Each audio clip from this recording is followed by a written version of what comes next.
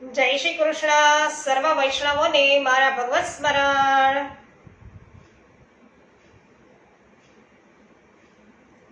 અજ્ઞાનતિમિરાન્ધસ્ય જ્ઞાનાંજન શલાકયા ચક્ષુરુન્મિલિતમેન તસ્મૈ શ્રી ગુરવે નમઃ. શ્રી ગોવર્ધનનાથ કી જય. શ્યામ સુંદર શ્રી યમુને મહારાણી કી જય. શ્રી વલ્લભાધીશ કી જય. શ્રી ગોસાઈજી પરમ દયાલ કી જય. શ્રી ગોકુલનાથ કી જય. શ્રી હરિરાયજી મહાપ્રભુની જય.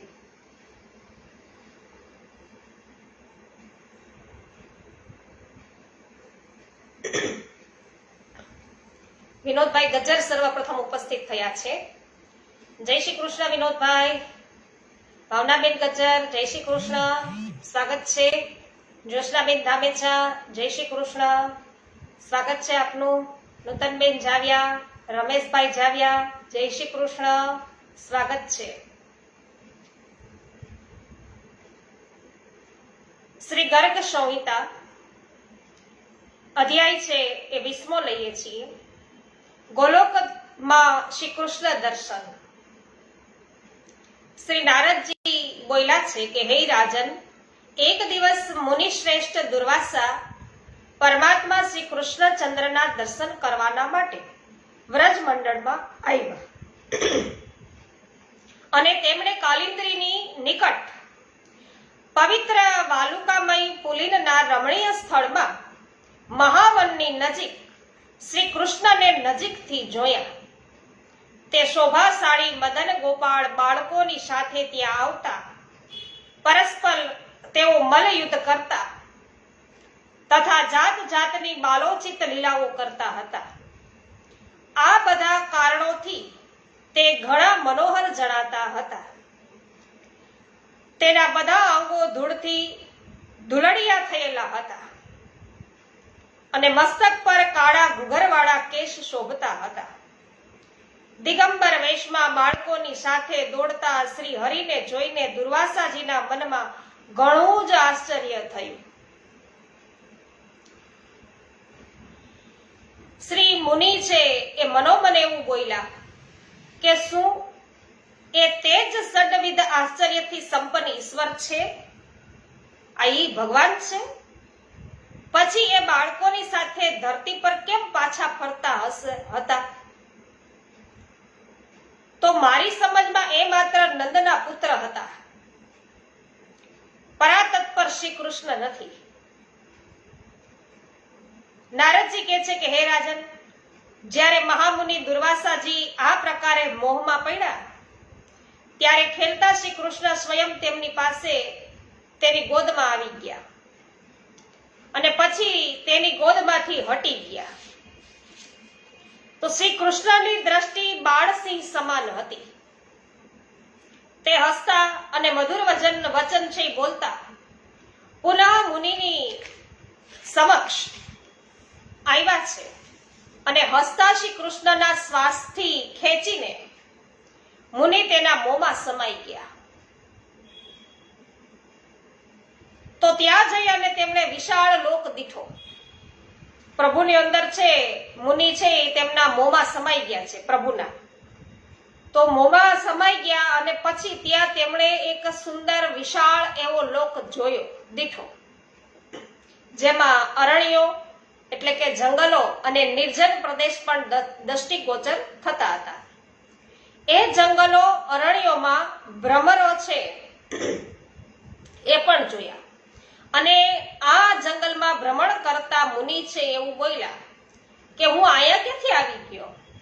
એટલામાં જ એ મહામુનિને એક અજગર છે ગળી ગયો અને તેના પેટમાં પહોંચીને મુનિએ ત્યાં સાતેય લોક અને પાતાળો સહિત અખિલ બ્રહ્માંડના દર્શન કર્યા.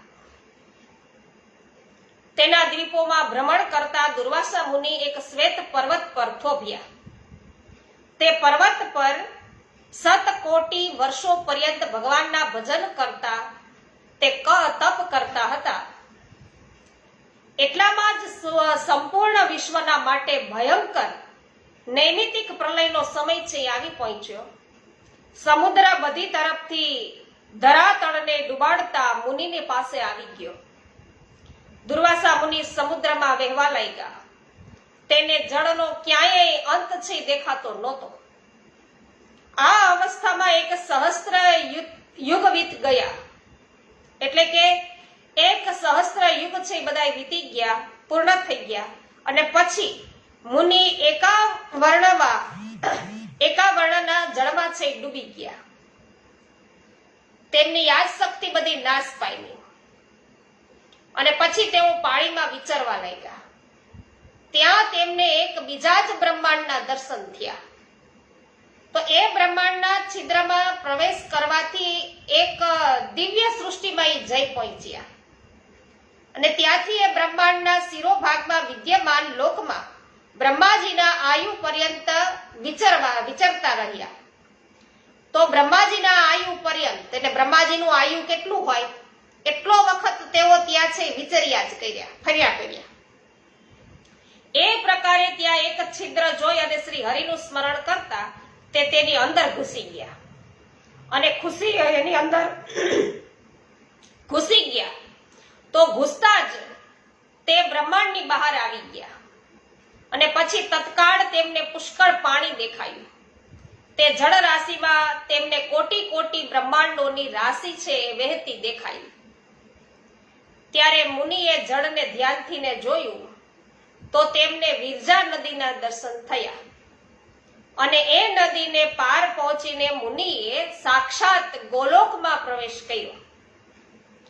ત્યાં તેમને ક્રમશઃ ગોલોકમાં વૃંદાવન, ગોવર્ધન અને સુંદર યમુનાપુલીના દર્શન કરી અને ઘણો જ આનંદ થયો. પછી તે મુનિ જ્યારે નિકુંજની અંદર ઘૂસ્યા ત્યારે તેમણે અનંત કોટી સૂર્યો સમાન જ્યોતિ મંડળની અંદર દિવ્ય લક્ષદળ કમળ પર વિરાજમાન એવા સાક્ષાત પરિપૂર્ણતમ પુરુષોત્તમ રાધા વલ્લભ ભગવાન શ્રી કૃષ્ણને જોયા, જે અસંખ્ય ગોપ ગોપીઓથી ઘેરાયેલા તથા કોટી કોટી ગાયોથી સંપન્ન હતા. અસંખ્ય બ્રહ્માંડોના અધિપતિ ભગવાન શ્રી હરિની સાથે જ તેમના ગોલોકના પણ મુનિને છે દર્શન થયા. બોલો શ્રી ગોલોકેશ્વર ભગવાનની જય. તો તેમને જોઈને ભગવાન શ્રી કૃષ્ણ હસવા લાગ્યા. હસતી વખતે તેમના શ્વાસથી ખેંચાઈ અને દુર્વાસા મુનિ તેમના મોંમાં પહોંચી ગયા અને તે જ મુખથી પાછા નીકળી અને તેમણે તે જ બાળ રૂપધારી શ્રી નંદનંદનને જોયા. તો જે કાલિંદીની પાસેના પુણ્ય વાલુકામય રાસસ્થલીમાં બાળકો સાથે વિચરતા હતા અને મહાવનમાં શ્રી કૃષ્ણના તે રૂપમાં દર્શન કરીને દુર્વાસા મુનિ એમ સમજ્યા કે આ શ્રી કૃષ્ણ સાક્ષાત તત્પર બ્રહ્મ છે. તો એવો વિચાર એના મનમાં આવ્યો ને દુર્વાસા મુનિને કે આ ઈ ભગવાન છે, આ મહાવનમાં બાળકો સાથે રમે છે, ધૂળવાળા ભરાઈ ગયા છે, આ ઈ બ્રહ્માંડના નાથ છે, 14 ભુવનના નાથ છે, આ ગોલોકેશ્વર છે. એવો મનમાં જ્યાં એને વિચાર આવ્યો, સંશય થયો કે તરત જ પ્રભુ છે એમની પાસે ગયા વૈષ્ણવો.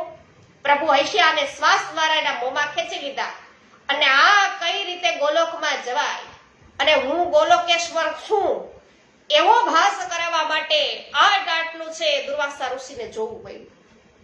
અને વળી પાછા તે એમને દેખાયા એ જ ગોપ બાળકો સાથે મહાવનમાં ખેલતા ધૂળવાળા પ્રભુ. એટલે હવે પ્રતીતિ થઈ ગઈ કે આ ઈ જ ભગવાન છે. પછી તો તેમણે શ્રી નંદનંદનને વૈષ્ણવો વારંવાર છે નમસ્કાર કરી અને હાથ જોડીને કહ્યું કે જેમના નેત્રો નૂતન વિકસિત સતદલ કમળના સમાન વિશાળ છે, અધર બિંબ ફળની અરુણિમાને તિરસ્કૃત કરનાર છે, તથા શ્રી અંગ સજળ જળધર શ્રી શ્યામ મનોહર કાંતિને છીનવી લે છે, જેના મુખ પર મંદ મુસ્કાનની દિવ્ય છટા છવાઈ રહી છે, તથા જે સુંદર મધુર મંદ ગતિથી ચાલે છે, તે બાલ્યાવસ્થાથી વિચલિત મનોજ્ઞ શ્રી નંદનંદનને હું મનથી પ્રણામ કરું છું. આ નંદનંદન એક છે શ્રી ગોલોકેશ્વર, પરાતત્પર પરિપૂર્ણતમ પુરુષોત્તમ છે. તો જેમના ચરણોમાં વૈષ્ણવો ઝાંઝરી અને નુપુર ઝંકૃત થઈ રહ્યા છે અને કટીમાં એટલે કમર પર કટીમાં ખળખળતી નૂતન રત્ન નિર્મિત કાંચી કરધની પણ શોભે છે. તો જે વાઘ નખથી યુક્ત યંત્ર સમુદાય તથા સુંદર કંઠહારથી સુશોભિત છે, જેના ભાલ પ્રદેશમાં દ્રષ્ટિજનિત પીડા હરી લેનારી એવી કજલની બેંદી છે એ પણ શોભી રહી છે. તથા જે કલિંદ નદીના તટ પર બાલોચિત ક્રીડામાં સંલગ્ન છે તે શ્રી હરિને વંદના કરું છું.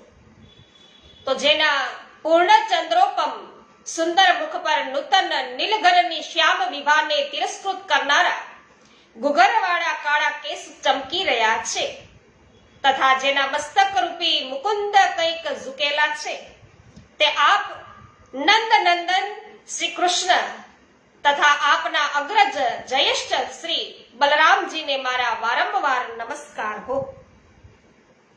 જે પ્રાતઃ કાળે ઉઠીને આ નંદ નંદન સ્તોત્રનો પાઠ કરે છે ને વૈષ્ણવ, તેમને તેમના નેત્રો સમક્ષ શ્રી નંદ નંદન આનંદ સહિત છે એ પ્રગટ થાય છે.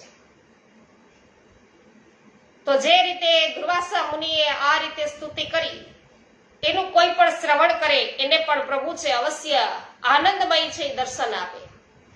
શ્રી નારદજી બોલ્યા છે કે આ પ્રમાણે શ્રી કૃષ્ણને પ્રણામ કરીને મુનિ શિરોમણી દુર્વાસા તેમનું ધ્યાન અને જપ કરતા ઉત્તર દિશામાં બદ્રિકાશ્રમ ભણી છે ચાલ્યા ગયા. હવે શ્રી ગર્ગજી કહે છે સૌનકને કે હે સૌનક, આ પ્રમાણે દેવર્ષિ પ્રવર મહાત્મા નારદે બુદ્ધિમાન રાજા બૌલાસને ભગવાન શ્રી કૃષ્ણનું ચરિત્ર છે એ સંભળાવ્યું હતું અને તે બધું મેં તમને સંભળાવ્યું. તો ભગવાનના કલિકલુષના વિનાશ કરનાર ધર્મ, અર્થ, કામ અને મોક્ષ ચારે પદાર્થો આપનારા તથા દિવ્ય લોકાતીત છે. હવે તમે શું સાંભળવા ઈચ્છો છો? એટલે શ્રી સૌનકજી બોલ્યા છે કે હે તપોધન, ત્યાર પછી મિથિલા નરેશ બૌલાશ એ શાંત સ્વરૂપ જ્ઞાનદાતા મહામુનિ નારદને શું પૂછ્યું તે જ પ્રસંગ તમે મને કહો. ગર્ગજી કે છે કે હે સૌનક, જ્ઞાનદાતા નારદજીને નમસ્કાર કરીને માનદાતા મિથલેશ નરેશ પુનઃ તેમને શ્રી કૃષ્ણ ચરિત્રના વિષયમાં એ મંગલના ધામ છે એ પ્રશ્ન કર્યો. તો શ્રી બૌલાસ છે એવું પૂછ્યું કે હે પ્રભુ, પરમાનંદ દેહ સાક્ષાત ભગવાન શ્રી કૃષ્ણે ત્યાર પછી બીજી કઈ લીલાઓ કરી તે મને કહો.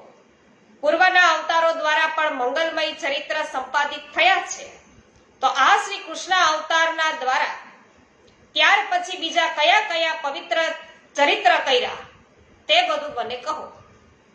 એટલે શ્રી નારદજી કહે છે કે હે રાજન, તમને અનેક સાધુવાદ છે, કેમ કે તમે શ્રી હરિના કલ્યાણકારી મંગલ ચરિત્રના વિષયમાં પ્રશ્ન કર્યો છે. વૃંદાવનમાં જે તેમની યશોવર્તક લીલાઓ થઈ છે તેનું વર્ણન કરીશ. તો આ ગોલોક ખંડ અત્યંત ગોપનીય અને પરમ અદ્ભુત છે.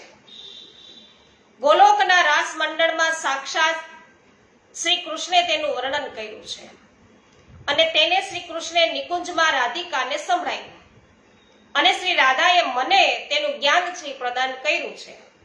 પછી મેં તમને એ બધું સુણાવ્યું. તો આ ગોલોક ખંડનું વૃતાંત બધા પદાર્થોને દેનારું ઉત્કૃષ્ટ સાધન છે. જો બ્રાહ્મણ તેનો પાઠ કરે છે તો તે સંપૂર્ણ શાસ્ત્રોના અર્થના જ્ઞાતા હોય છે અને ક્ષત્રિય તેને સાંભળે તો તે પ્રચંડ પરાક્રમી ચક્રવર્તી સમ્રાટ થાય છે. વેશ્ય એટલે કે વેપારી લોકો જો એને સુણે પછી એમાં ખેતી કરતા પણ આવી જાય, તો વૈશ્ય સુણે તો તે નિધિપતિ થાય અને શુદ્ર સુણે તો તે સંસારના બંધનમાંથી છુટકારો મેળવે છે. તો જો આ જગતમાં ફળની કામનાથી રહિત થઈને કોઈ પણ પ્રકારના ફળ છે એની ઈચ્છા રાખ્યા વગર આપણે આનો પાઠ કરીએ તો તે જીવન મુક્ત થઈ જાય છે.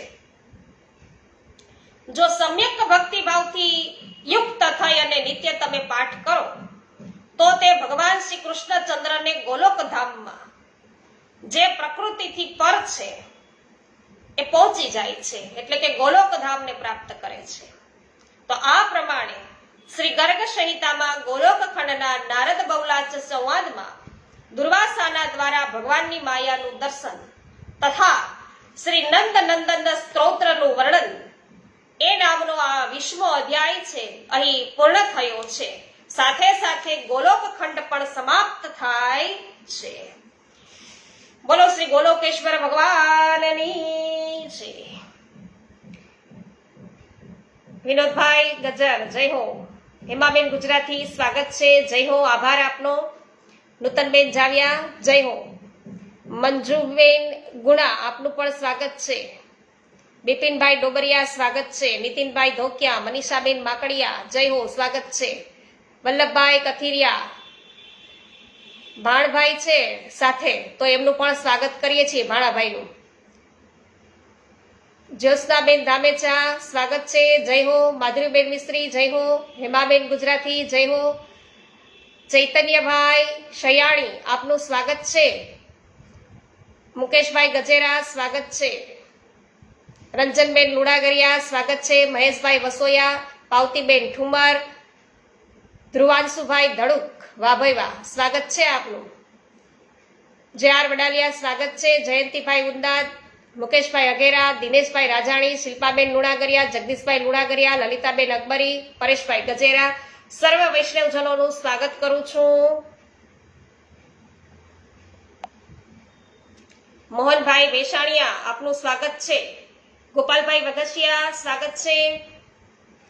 મંજુલાબેન ગોંડલિયા, વિઠ્ઠલભાઈ ગોંડલિયા સ્વાગત છે. ત્યારબાદ વૈષ્ણવો હવે આપણે પ્રવેશ કરીએ છીએ શ્રી વૃંદાવન ખંડ. અધ્યાય 1 વ્રજ મંડળનું મહાત્મ્ય આપણને જાણવા મળશે. મંગલાચરણ છે. મહાવનથી વૃંદાવન ચલવવાનો ઉદ્યોગ, કૃષ્ણા તીરે કોકિલા કે લીકે રે, ગુઆ કુએ દેવ પુષ્પા દીકુએ. તો શ્રી યમુનાજીના તટ પર જ્યાં કોકિલાઓ અને ક્રીડા સુખ વિચરે છે,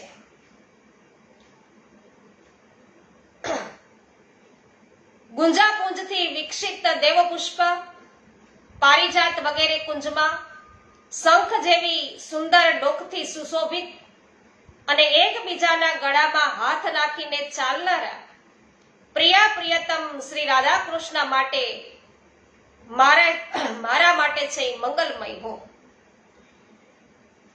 હું અજ્ઞાન રૂપી રતાંધળાપણાથી અંધ થઈ રહ્યો હતો અને જેમણે જ્ઞાન રૂપી અંજનની શલાકાથી મારા નેત્રો છે ખોલી નાખ્યા છે તે ગુરુદેવને નમસ્કાર હો. એટલે કે અજ્ઞાનતિમિરાંધસ્ય જ્ઞાનાંજન શલાકયા ચક્ષુરુન્મિલિતમેન તસ્મૈ શ્રી ગુરવે નમઃ. શ્રી નારદજી બોલ્યા છે કે હે રાજન, એક સમયની વાત છે. વ્રજમાં વિવિધ ઉપદ્રવો થઈ રહેલા જોઈને નંદરાજે પોતાના સહાયકો નંદો, ઉપનંદો, વૃષભાનુઓ, વૃષાનુવરો તથા અન્ય મોટા વૃદ્ધ ગોપોને બોલાવીને સભામાં કહ્યું કે હે ગોપગણ, મહાવનમાં તો ઘણા ઉત્પાતો થઈ રહ્યા છે. આપ કહો, અમારે આ સમયે શું કરવું જોઈએ? નારદજી કહે છે કે આ સાંભળીને એ બધામાં વિશેષ મંત્ર કુશળ વૃદ્ધ ગોપ સનંદને એવા બળરામ અને શ્રી કૃષ્ણને ગોદમાં લઈ અને નંદરાજને એવું કહ્યું કે મારા વિચાર પ્રમાણે તો આપણે આપણા સમસ્ત પરિવારો સાથે અહીંથી ચાલ્યા જવું જોઈએ અને ક્યાંક એવા સ્થાને જઈને વસવું જોઈએ કે જ્યાં ઉત્પાત થવાનો સંભવ છે એ ન હોય. તો તમારું બાળક શ્રી કૃષ્ણ અમને બધાને પ્રાણો સમાન પ્રિય છે. વ્રજવાસીઓનું એ જીવન છે. વ્રજનું ધન અને ગોપ કુળ દીપક છે તથા પોતાની બાળલીલાથી સૌના મનને મોહ પમાડનાર છે. હા, એ કેટલાય દુઃખની વાત છે કે એ બાળક પર પૂતના, સપટ ગાદુ અને તૃણાવતનું આક્રમણ થયું અને પછી એના ઉપર વૃક્ષ છે એ તૂટી પડ્યું. તો આ બધા સંકટોથી એ કોઈક રીતે બચી ગયો છે. તેથી મોટો ઉત્પાદ બીજો હવે કયો હોઈ શકે? તેથી આપણે બધા લોકો પોતપોતાના બાળકો સાથે વૃંદાવનમાં ચાલ્યા જઈએ અને જ્યારે ઉત્પાદ શાંત થાય ને ત્યારે ફરી પાછા અહીં આવીશું. એટલે નંદજીએ પૂછ્યું કે હે બુદ્ધિમાનોમાં શ્રેષ્ઠ સનંદજી, આ વ્રજથી વૃંદાવન કેટલું દૂર છે? એ વન કેટલા કોષમાં વિસ્તરેલું છે? તેના લક્ષણો શું છે? અને તે ક્યાં ક્યાં સુખો છે એ ત્યાં સુલભ થાય છે? એ બધું તો કયો. એટલે સુનંદ બોલ્યા છે કે બહિષદથી ઈશાન ખૂણે, યદુપુરની દક્ષિણે અને સોણપુરથી પશ્ચિમની ભૂમિને માથુર મંડળ કહે છે. અને મથુરા મંડળની ભીતર 20.5 યોજનમાં એ ફેલાયેલું વિસ્તૃત ભૂભાગને મિનસી પુરુષોએ દિવ્ય માથુર મંડળિયા વ્રજ બતાવ્યું છે. તો એકવાર હું મથુરાપુરીમાં વસુદેવજીને ગૃહે રહ્યો હતો, ત્યાં શ્રી ગર્ગાચાર્યજીના મુખેથી એ મેં સાંભળ્યું હતું કે તીર્થરાજ પ્રયાગે પણ આ દિવ્ય મથુરા મંડળનું પૂજન છે એ કર્યું છે. વળી આમ તો મથુરા મંડળમાં ઘણા વનો છે, પરંતુ એ બધામાં શ્રેષ્ઠ તો વૃંદાવન નામનું વન છે કે જે પરિપૂર્ણતમ ભગવાનના મનને પણ હરણ છે કરનાર લીલા ક્રીડા સ્થળ છે. વૈકુંઠથી મોટું બીજું કોઈ લોક ન હોત તો ન થયું હોય છે, બરાબર? વૈકુંઠથી મોટું બીજું કોઈ લોક ન તો થયું છે અને ન તો ભવિષ્યમાં થશે. તો માત્ર એક વૃંદાવન જ એવું છે કે જે વૈકુંઠ જેવું જ પરમ ઉત્કૃષ્ટ છે. તો જ્યાં ગોવર્ધન નામનો પ્રસિદ્ધ એવો ગિરિરાજ વિરાજમાન છે, જ્યાં કાલિંદીના કાંઠા પર મંગલધામ પુલિન છે, જ્યાં બરસાના પર્વત છે અને જ્યાં નંદીશ્વર ગિરી શોભા પામે છે. તો જે 24 કોષના વિસ્તારમાં રહેલો છે તથા વિશાળ વનોથી આવૃત છે કે જે પશુઓના માટે હિતકારી, ગોપ ગોપી અને ગાયોને માટે સેવન કરવા યોગ્ય અને લતા કુંજોથી આવૃત છે, એ મનોહર વનને વૃંદાવનના નામે સ્મરણ છે કરવામાં આવે છે. મિતાબેન સચદેવ, જયસુખભાઈ સચદેવ જામનગરથી ઉપસ્થિત થઈ ચુક્યા છે. સ્વાગત છે આપનું. જય હો. કાંતાબેન ઘુમલિયા, ગોપાલભાઈ ઘુમલિયા, સ્વાગત છે. જીલભાઈ ભાલાડા, સ્વાગત છે. મનીષાબેન ગદેથરિયા, સ્વાગત છે આપનું.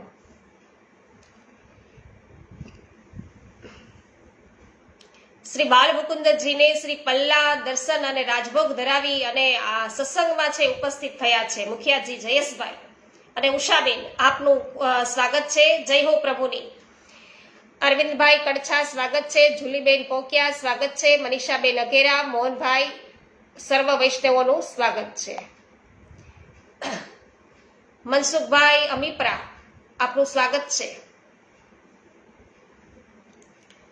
શ્રી નંદજી એવું પૂછ્યું કે હે સનંદજી, તીર્થરાજ પ્રયાગે એનું ક્યારે પૂજન કર્યું હતું તે હું જાણવા ઈચ્છું છું. તો તે સાંભળવાના માટે મારા મનમાં ઘણું કુતૂહલ છે, ઘણી બધી ઉત્કંઠા છે એ થઈ રહી છે. એટલે સનંદજી બોલ્યા છે કે હે નંદરાજ, પૂર્વકાળમાં નૈમિતિક પ્રલયના અવસરે એક મહાન દૈત્ય પ્રગટ થયો અને જે શંખાસુરના નામે પ્રસિદ્ધ હતો. તો તે વેદદ્રોહી દૈત્યરાજ બધા દેવોને જીતીને બ્રહ્મલોકમાં ગયા અને ત્યાં સુતેલા બ્રહ્માજી પાસેથી વેદોની પોથી ચોરી લઈ અને સમુદ્રમાં ચાલ્યો ગયો. તો વેદો જવાથી દેવોનું બધું જ છે એ બળ ચાલ્યું ગયું. તો ત્યારે પૂર્ણ ભગવાન યજ્ઞેશ્વર શ્રી હરિએ મત્સ્ય રૂપ ધારણ કરીને નૈમિતિક પ્રલયના સાગરમાં એ શંખાસુરની સાથે યુદ્ધ કર્યું મહાબલી દૈત્ય શંખે શ્રી હરિની ઉપર સૂળ ચલાવ્યું, પણ સાક્ષાત શ્રી હરિએ ચક્ર વડે એ સૂળના સેંકડો ટુકડા કરી નાખ્યા. અને ત્યારે શંખે પોતાના મસ્તક વડે ભગવાન શ્રી કૃષ્ણના વક્ષસ્થળમાં જ્યારે પ્રહાર કર્યો, પણ તેના એ પ્રહારથી પરાતત્પર શ્રી હરિને લેશ માત્ર છે કંઈ પણ ન થતા વિચલિત થયા નહીં. અને તે વખતે મત્સ્ય રૂપધારી શ્રી હરિએ હાથમાં ગદા લઈ અને મહાબલી શંખ રૂપધારી એ દૈત્યની પીઠ પર પ્રહાર કર્યો. અને ગદાના પ્રહારથી દૈત્ય એટલો બધો પીડિત થયો કે તેનું ચિત્ત છે એ કંઈક વ્યાકુળ થઈ ગયું. પણ પુનઃ ઉઠીને તેને સર્વેશ્વર શ્રી હરિને મુષ્ટિનો પ્રહાર કર્યો. હવે કમળનયન સાક્ષાત ભગવાન શ્રી વિષ્ણુએ ક્રોધિત થઈને ચક્ર વડે તેના મજબૂત મસ્તકને સિંગડા સહિત છેદી નાખ્યું. હે વ્રજેશ્વર, આ પ્રમાણે શંખને જીતીને સર્વવ્યાપી શ્રી હરિએ દેવો સાથે પ્રયાગમાં આવીને પેલા ચારે વેદો છે એ સુપ્રત કર્યા, પાછા મેળવ્યા. અને પછી સર્વ દેવો સાથે તેમણે વિધિપૂર્વક યજ્ઞનું અનુષ્ઠાન કર્યું. અને પ્રયાગ તીર્થના અધિષ્ઠાતા દેવને બોલાવીને તેમનો તીર્થરાજ પદ પર અભિષેક કર્યો. અને તીર્થરાજના માટે સાક્ષાત અક્ષયવટને લીલા છત્ર સમો છે એ બનાવી દીધો. તો મુનિ કન્યા ગંગા અને સૂર્યસુતા યમુના એ પોતાના તરંગો રૂપી ચામરોથી તેમની સેવા કરવા લાગ્યા.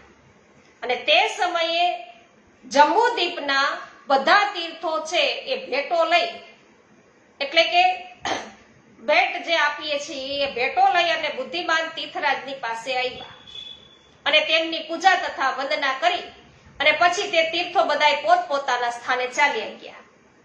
હે નંદ, જ્યારે દેવોની સાથે શ્રી હરિ પણ છે એ ચાલ્યા ગયા ત્યારે કલહપ્રિય મુનિન્દ્ર નારદજી ત્યાં આવી પહોંચ્યા અને સિંહાસન પર દેદીપ્યમાન એવા તીર્થરાજને એવું કહ્યું.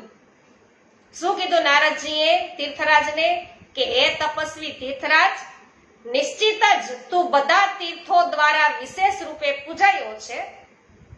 સર્વ મુખ્ય મુખ્ય તીર્થોએ અહીં આવી અને તને બધાએ ભેટ સોગાદો છે અર્પણ કરી છે, પરંતુ વ્રજના વૃંદાવન આદિ તીર્થ અહીં તારી સમક્ષ આવ્યા નથી. તો તું તો અહીં કે તીર્થરાજ તીર્થોનો રાજાધિરાજ છે, તો વ્રજના પ્રમાદી તીર્થોએ અહીં નહીં આવીને તારો તો તિરસ્કાર કર્યો છે. કાંઈ કે કોઈ વ્રજના તીર્થો અહીંયા આવ્યા નહીં. નારદજીએ છે આવું અહીંયા વળી પાછી દિવાસળી ચાપી. તો સન્નદ્ધ બોલ્યા છે કે આમ કહીને સાક્ષાત દેવર્ષિ શિરોમણી એવા નારદજી અહીંયાથી ચાલ્યા ગયા. પણ તીર્થરાજના મનમાં ઘણો બધો ક્રોધ આવ્યો અને તે જ ક્ષણે શ્રી હરિના લોકમાં ગયા. એટલે ત્યાં જઈ અને શ્રી હરિને પ્રણામ કરી અને તેની પરિક્રમા કરી અને બધા તીર્થોથી ઘેરાયેલા એવા તીર્થરાજે હાથ જોડીને ભગવાનની સામે ઉભા રહ્યા અને શ્રીનાથજીને એવું કહ્યું કે હે દેવ દેવ, હું આપની સેવામાં એટલા માટે આવ્યો છું કે આપે તો મને તીર્થરાજ બનાવ્યો અને સર્વ તીર્થોએ મને બધાએ ભેટ આપી, કિંતુ મથુરા મંડળના તીર્થો મારી પાસે આવ્યા નથી. તો એ પ્રમાદી વ્રજ તીર્થોએ એમ કરીને મારો તિરસ્કાર કર્યો છે. તેથી એ વાત આપને કહેવાના માટે હું આપના મંદિરમાં આવ્યો છું. એટલે ભગવાન શું બોલ્યા કે મેં તને ધરતીના તીર્થોના રાજા તીર્થરાજ અવશ્ય બનાવ્યો છે, ધરતીના તીર્થોનો રાજા બનાવ્યો છે, પણ મારા ઘરનો પણ તને રાજા બનાવ્યો છે એવું તો નથી હો. તો પછી તું મારા ગૃહ પર પણ અધિકાર જમાવવાની ઈચ્છા માટે પ્રમત પુરુષના જેવી વાત શા માટે કરી રહ્યો છે?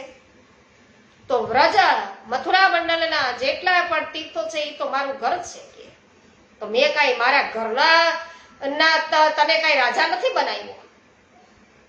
અને એ એક સાક્ષાત ગોલોકધામ છે અને મેં તને ખાલી માત્ર ને માત્ર ધરતી પરના જે તીર્થો છે ને એનો રાજા બનાવ્યો છે. એટલે આપ જ્યાં પ્રભુએ કીધું એના ઉપરથી સાબિત એ થાય છે કે વ્રજ મંડળ છે સાક્ષાત પ્રભુનું ગોલોક ધામ છે વૈષ્ણવ. તો હે તીર્થરાજ, તું તારા ઘરે જા મારું આ શુભ વચન પણ તું સાંભળી લે.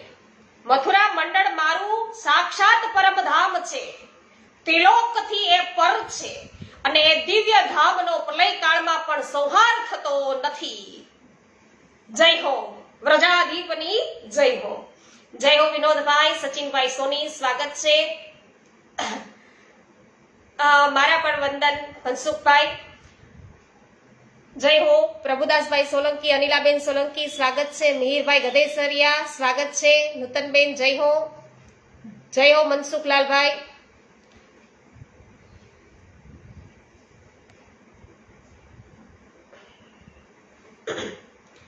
એટલે હવે સનંદજી છે એ કે છે, મનીષાબેન જય હો, કે આ સાંભળીને તીર્થરાજને તો બહુ આશ્ચર્ય થયું. આશ્ચર્ય પામ્યા, તેનું બધું અભિમાન હતું ત્યાં ઓગળી ગયું અને પછી ત્યાંથી આવી અને તેણે મથુરાના વ્રજ મંડળ છે એનું પૂજન કર્યું કે આ તો સાક્ષાત પ્રભુનું ધામ છે. એટલે ત્યારે તીર્થરાજ પ્રયાગે આ વ્રજ મંડળનું વૈષ્ણવ પૂજન કર્યું અને તેનું પરિભ્રમણ કરીને સ્વસ્થાને પ્રયાણ કર્યું, સ્વસ્થાને જવા માટે. તો પૃથ્વીનું માનભંગ કરવાને માટે એ વ્રજ મંડળ પહેલા બતાવવામાં આવ્યું હતું. તો આ બધી વાતો મેં તમારી સમક્ષ કહી. હવે તમે શું સાંભળવા ઈચ્છો છો? એટલે નંદજી બોલ્યા કે હે ગોપેશ્વર, પૃથ્વીનું માનભંગ કરવાના માટે આ વ્રજ મંડળ છે એને કોણે બતાવ્યું હતું ઈ તો કયો મને. એટલે સનંદજી કહે છે કે આ જ વરાહ કલ્પમાં પેલા શ્રી હરિએ વરાહ રૂપ ધારણ કરી અને પોતાની દાઢ ઉપર ઉચકીને પાતાળમાંથી પૃથ્વીનો ઉદ્ધાર કર્યો હતો. તે વખતે પ્રભુની ઘણી શોભા થઈ હતી અને જળમાં જતી વખતે વરાહ રૂપધારી ભગવાન રમાનાથ, તો ભગવાન રમાનાથ એ જનાર્દનની દાઢના અગ્રભાગ પર શોભતી પૃથ્વી એવું બોલી. ધરતીમાં શું બોલી કે હે પ્રભુ, સમસ્ત જગત પાણીથી ભરાયેલું દેખાય છે, માટે કહો કે આપ કયા સ્થાન પર મારી સ્થાપના કરશો. એટલે ભગવાન વરાહ બોલ્યા કે જ્યારે વૃક્ષો દેખાવા લાગ્યા અને જળમાં ઉદ્વેગનો ભાવ છે એ પ્રકટ થયો ત્યારે તે સ્થાન પર તારી સ્થાપના થશે. તું વૃક્ષોને જોતી જોતી ચાલ. એટલે પૃથ્વી બોલી કે હે ભગવાન, સ્થાવર વસ્તુઓની રચના તો મારા ઉપર જ થઈ છે, શું કોઈ બીજી પણ ધરતી છે ખરી કે? ધારણામયી ધરતી તો કેવળ કે હું જ છું, બીજી તો ક્યાંય પૃથ્વી તો છે નહીં કે. એટલે સનંદજી કહે છે કે આમ બોલતી પૃથ્વીને પોતાની સમક્ષ જળમાં મનોહર એવા વૃક્ષો જોયા અને એ જોઈને પૃથ્વીનો અહમ છે ને દૂર થઈ ગયો અને તેણે ભગવાનને એવું કીધું કે હે દેવ, આ પલ્લવ સહિતના વૃક્ષો કયા સ્થળે આવેલા છે? આ દ્રશ્ય મારા મનમાં મહત આશ્ચર્ય ઉપજાવે છે. હે યજ્ઞપતે પ્રભુ, આનું રહસ્ય કહો મને. એટલે ભગવાન વરાહ છે એવું બોલ્યા કે હે નિતંબિની, આ સામે દિવ્ય મથુરા મંડળ દેખાય છે કે જે ગોલોકની ધરતી સાથે જોડાયેલું છે અને પ્રલયકાળમાં પણ તેનો સંહાર થતો નથી. તો ગોલોકની ધરતી સાથે જ જોડાયેલ છે વ્રજ મંડળ, મથુરા મંડળ. તો સનંદજી બોલ્યા કે આ સાંભળીને પૃથ્વીને ઘણું આશ્ચર્ય થયું અને તેનો જે અભિમાન હતો ને એ અભિમાન શૂન્ય થઈ ગયું અને તેથી એ મહાબાહુનંદ આ વ્રજ મંડળ સમસ્ત લોકોને અધિક મહત્વશાળી છે. તો વ્રજનું આ માહિતમાં સુણીને મનુષ્ય જીવન મુક્ત થાય છે. તો આપણે એ વ્રજની રોજ પરિક્રમા વૈષ્ણવો કરીએ છીએ. તો તું માથુર વ્રજ મંડળને તીર્થરાજ પ્રયાગથી પણ ઉત્કૃષ્ટ માન. તો પ્રયાગરાજ જાય છે બધા એના કરતા પણ ઉત્તમ સ્થળી એ વૃંદાવન ધામ, જે ગોલોકની ધરતી સાથે સંબંધ ધરાવે છે, જે સાક્ષાત ગોલોક છે. તો આ પ્રમાણે શ્રી ગર્ગ સંહિતામાં વૃંદાવન ખંડના નંદ સનંદ સંવાદમાં વૃંદાવનમાં આગમનના ઉદ્યોગનું વર્ણન એ નામનો પ્રથમ અધ્યાય પૂરો થયો છે. બોલો શ્રી બાંકે બિહારી લાલ કી જય. જય હો પ્રભુદાસભાઈ. બગસરા વિઠ્ઠલભાઈ ગોંડલિયા ત્યાંથી ઉપસ્થિત છે. ખૂબ સુંદર સ્વાગત છે. જમનભાઈ વાડી સ્વાગત છે. દીપકભાઈ સ્વાગત છે. હસમુખભાઈ પાલા સ્વાગત છે. નાનજીભાઈ કનેરિયા સ્વાગત છે. હા જયશ્રીબેન સ્વાગત છે આપનું. અને વૈષ્ણવો પાવતીબેન જય હો. આપણે બીજ શનિવારના દિવસે છે 28 તારીખે રથયાત્રા. જય હો વિનોદભાઈ. તો શનિવારે છે રથયાત્રા, એ યાદ રાખજો. શ્રી ગોવર્ધનનાથ કી જય. શ્રી ગિરિરાજ ધરણ કી જય. શ્યામ સુંદર શ્રી યમુને મહારાણી કી જય. શ્રી વલ્લભાધીશ કી જય. શ્રી ગોસાઈજી પરમ દયાલ કી જય. શ્રી ગોકુલનાથ કી જય. શ્રી હરિરાયજી મહાપ્રભુની જય.